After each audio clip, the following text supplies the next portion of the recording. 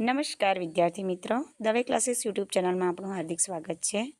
વિકાસ પરીક્ષા લક્ષી અસાઇનમેન્ટ વિષય છે સામાજિક વિજ્ઞાન, ધોરણ છે 9 અને આપણે વિભાગ B નો પ્રકરણ 9નું સોલ્યુશન જોવાનું છે. તો શરૂઆત કરીશું આપણે. પ્રશ્ન 1, બાળમજૂરી સજાપાત્ર ગુનો છે, કારણ આપો. તો જવાબ આવશે શોષણ વિરોધી હકથી દરેક નાગરિકને શોષણ વિરુદ્ધ રક્ષણ આપવામાં આવ્યું છે. આ હક દ્વારા બાળમજૂરી પર કાયદાથી પ્રતિબંધ મૂકવામાં આવ્યો છે. આ હક મુજબ 14 વર્ષથી નીચેના ઉંમરના બાળકોને જોખમ ભરેલા સ્થળોએ નોકરીમાં રાખવાની મનાઈ ફરમાવવામાં આવી છે. આથી બાળમજૂરી સજાપાત્ર ગુનો ગણાય છે. પ્રશ્ન 2, માર્ગદર્શક સિદ્ધાંતો અને મૂળભૂત હકો એ એકબીજાના વિરોધી નથી, બલકે એકબીજાના પૂરક છે, કારણ આપો. તો જવાબ આવશે રાજ્યનીતિના માર્ગદર્શક સિદ્ધાંતો રાજ્યની સત્તાને વિસ્તારે છે, જ્યારે મૂળભૂત હકો રાજ્યની સત્તાને મર્યાદિત કરે છે. રાજ્યનીતિના માર્ગદર્શક સિદ્ધાંતો રાજ્યમાં સામાજિક અને આર્થિક લોકશાહી સ્થાપવાનું ધ્યેય ધરાવે છે, જ્યારે મૂળભૂત હકો રાજ્યમાં રાજકીય લોકશાહી સ્થાપે છે. આમ રાજ્યનીતિના માર્ગદર્શક સિદ્ધાંતો અને મૂળભૂત હકો એ એકબીજાના વિરોધી નથી, બલકે એકબીજાના પૂરક છે. પ્રશ્ન 3, બંધારણીય ઇલાજોનો હક બંધારણના આત્મા સમાન છે, કારણ આપો. તો જવાબ આવશે ભારતના બંધારણે દરેક નાગરિકને મૂળભૂત હકોના અમલની ખાતરી આપતો બંધારણીય ઇલાજોનો હક આપ્યો છે. આ હક મુજબ કોઈપણ નાગરિક અદાલતો પાસેથી પોતાના મૂળભૂત હકોનું રક્ષણ મેળવી શકે છે.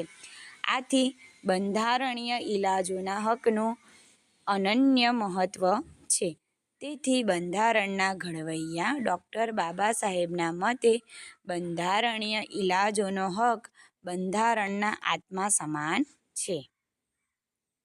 પ્રશ્ન 4, મૂળભૂત હકોના ભંગ સામે અદાલતનો આશરો લઈ શકાય છે, કારણ આપો. તો જવાબ આવશે ભારતના બંધારણમાં દરેક નાગરિકને મૂળભૂત હકોના અમલની ખાતરી આપતો બંધારણીય ઇલાજોનો હક આપવામાં આવ્યો છે.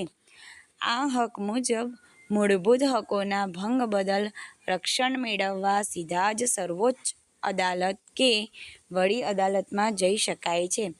સર્વોચ્ચ અદાલત મૂળભૂત હકોના રક્ષક અને વાલી તરીકે ફરજ બજાવે છે. પ્રશ્ન 5, નિવારક અટકાયત એટલે કે પ્રતિબંધિત અટકાયત ધારા વિશે લખો.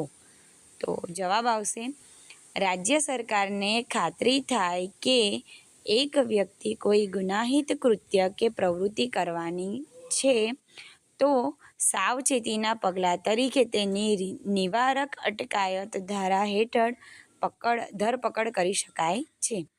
નિવારક અટકાયત ધારાનો મુખ્ય હેતુ અટકાયતીને તેના સંભવિત ગુનાહિત કૃત્યો માટે શિક્ષા કરવાનો નથી, પરંતુ તેને રાજ્ય, સમાજ કે કોઈ વ્યક્તિ વિરુદ્ધ ગુનાહિત કૃત્ય કરતો અટકાવવાનો છે.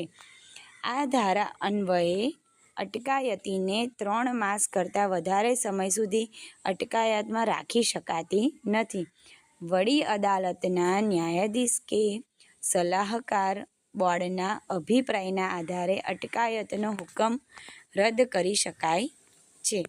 અટકાયતીને કેટલા સમય સુધી અટકાયતમાં રાખવો તેનો અંતિમ નિર્ણય રાજ્ય સરકાર કરી શકે છે. પ્રશ્ન 6, લઘુમતીઓને બક્ષવામાં આવેલા બંધારણીય અધિકારો જણાવો. તો જવાબ આવશે લઘુમતીઓને બક્ષવામાં આવેલા બંધારણીય અધિકારો આ મુજબ છે. એમાં પહેલું, લઘુમતી કોમો પોતાની સંસ્કૃતિ, ભાષા કે ધર્મના આધારે શિક્ષણ સંસ્થા સ્થાપી શકે છે. તેમજ તેનું સંચાલન કરી શકે છે. રાજ્ય સરકાર કોઈપણ પ્રકારના ભેદભાવ વિના તેમને દરેક પ્રકારની નાણાકીય સહાય આપવા બંધાયેલી છે. રાજ્ય સરકાર લઘુમતી સંસ્થાઓની મિલકતોનું સંપાદન જરૂરી વળતર આપીને જ કરી શકે છે.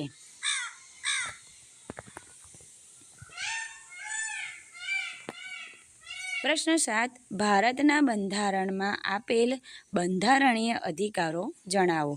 તો જવાબ આવશે ભારતના નાગરિકને બંધારણે આ 6 બંધારણીય અધિકારો મૂળભૂત હકો આપ્યા છે. એમાં પહેલું છે સમાનતાનો હક, માનતાન. બીજું સ્વતંત્રતાનો હક. ત્રીજું ધાર્મિક સ્વતંત્રતાનો હક. ચોથું સાંસ્કૃતિક અને શૈક્ષણિક હક.